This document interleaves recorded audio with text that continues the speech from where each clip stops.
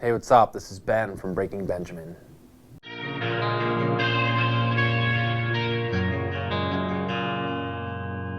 Hail and well met, fan of loud music. I'm Lou Brutus, and this is HardDrive Online.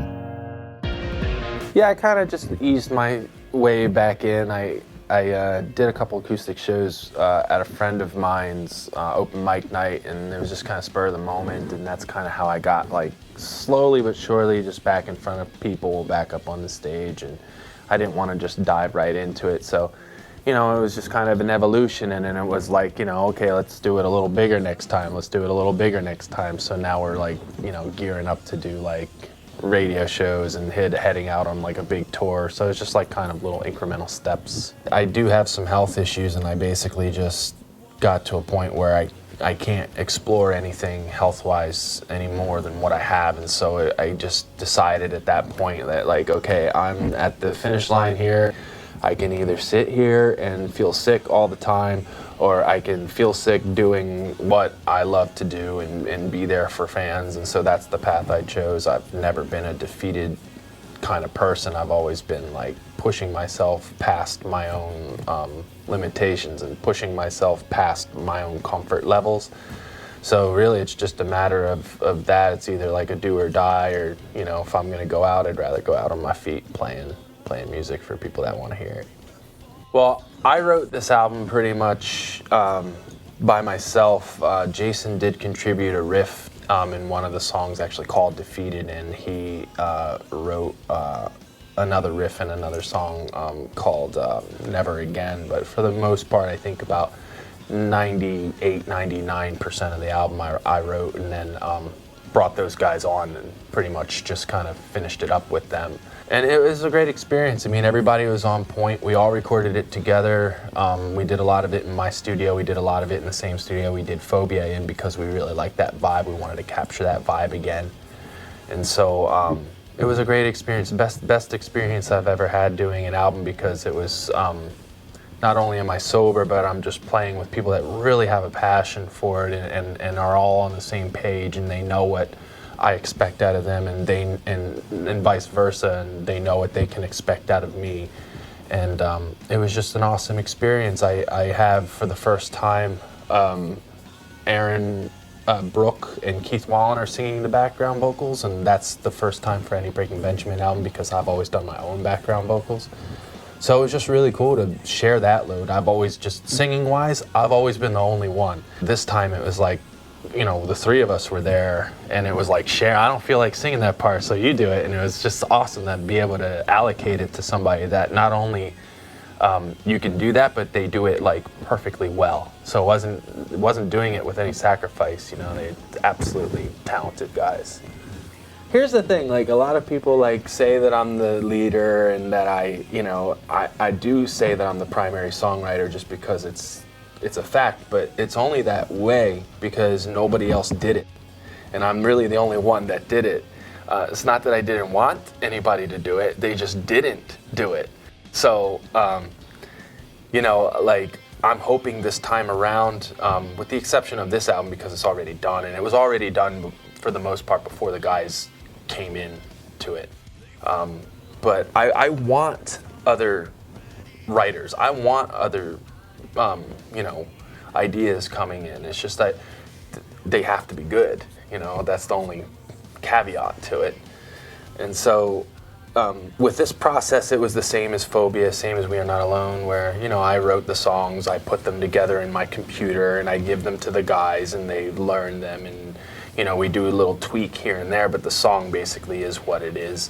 And when you write a song a certain way, that determines what the drums have to be and what the bass line needs to be, so on and so forth.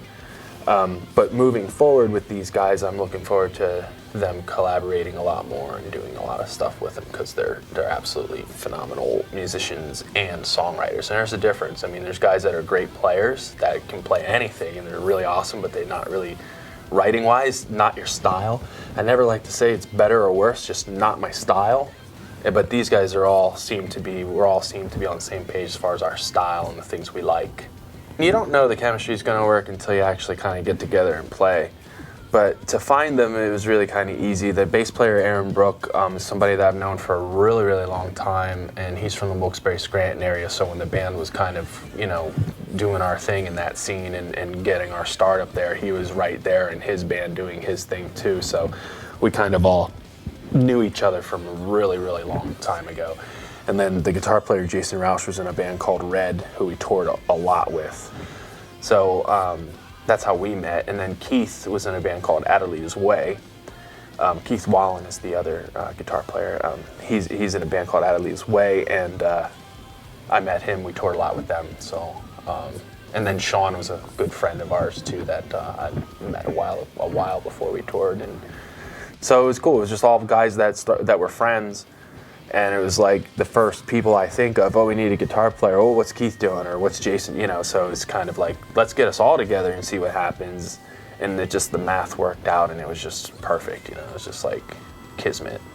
I wouldn't say I was afraid, but I think that anybody that has something that's like treasured and there's a chance of losing that, there is some sort of fear, because I treasure my fans. Like, they're my family. Like, I didn't really have a huge family growing up. I didn't have a lot of friends in high school. And so my fans I feel like are those friends and like that family. And so if they are not there, it'd be more hurtful than, anything. It wouldn't be anger, it'd be hurt. So I wouldn't say I was like scared that they wouldn't like be accepting, but I was just hopeful more than anything.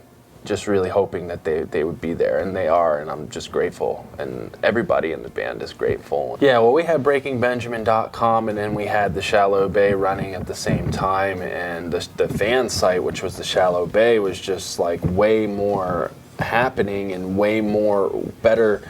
No offense against whoever was running Breaking Benjamin, but there was more attention being paid on a daily and hourly, minutely basis to the Shallow Bay, because it was being run by fans that were like really supportive of the band. Now we just basically brought it back to Breaking Benjamin, because we want people that don't know what the Shallow Bay is to still have the same experiences. So we've taken everything we've learned from the Shallow Bay and put it into BreakingBenjamin.com, but made it BreakingBenjamin.com so that people can find it. And the Shallow Bay is a very obscure reference that an average person that really likes the band might not associate with it. It's just a song title from our very first album, which wasn't our most popular album, so we just decided to turn it back into Breaking Benjamin. But those people were all great, and they still continue to be great. I did say that I don't like to say what songs are about, but that's something that is a really clear message, and that is that obviously there was dark stuff going on,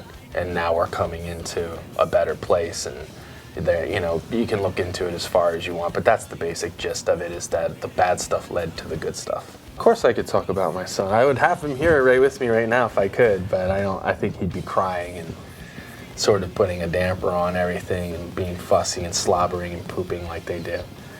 And he pees a lot, just a lot.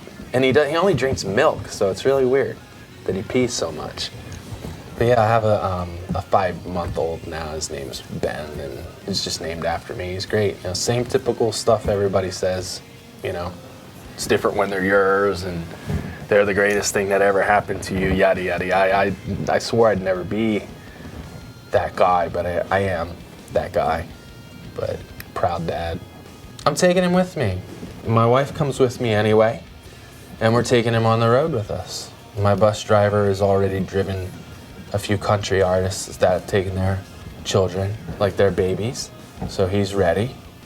And I have my own bus, so we can go at our own pace, and I won't be spending my touring days without him. I've collaborated with all of the band's album covers, and this one I had a little bit more to do with. It's like my son's sonogram is inside the solar eclipse. It's the shots in Ocean City.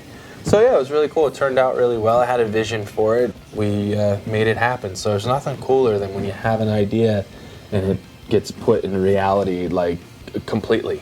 Not like, oh, that's close, but it's like exactly what I wanted. I don't know, because before Nirvana, I loved Nirvana, I got really into music, but before that, I really loved Michael Jackson. I don't know if a lot of people probably don't know that. But I had mirrors up and I would try to dance like him, and I can still like moonwalk and everything.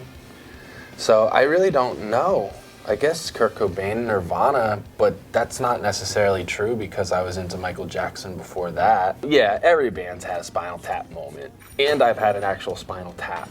Let me try and think of the best Spinal Tap moment. It happened just recently, actually. We did a little 8-song acoustic tour, and we had new crew, and we had new front of house guy, and we're playing, and Jason's guitar kept like crackling. It was just horrible. It was just like, oh, why even play? It was so loud, and the techs are all like running around like monkeys, like trying to figure it out. Like, he's like taking a chord out, looking at it, put it back in, taking a chord out, looking at it. So obviously not that dude. You checked it twice. I knew, I don't know why, just something told me it was this one direct box. And so I'm playing on stage, and I must have come across like the biggest jackass, because it's like crackling so loud, and I stomp on it, and I stop, and I go, it's the DI, duh! They scrambled around like, wah, wah, wah. You don't want a doctor to go, you don't want to see this from a doctor, and you don't want to see it from your crew.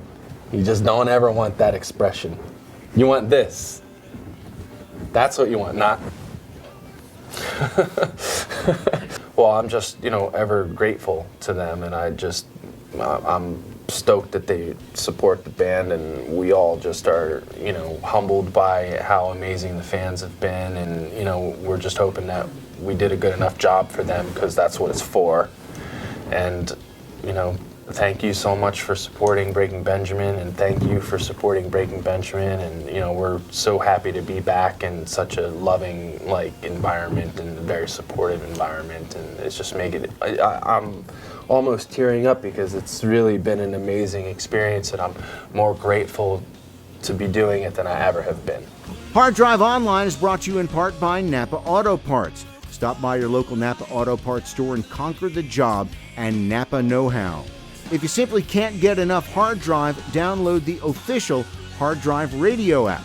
You'll get exclusive interviews, performances, and rant streams straight to your phone for free. Maybe not a lot of people know about your tattoos on your fingers. The Transformers. There's actually one underneath that one.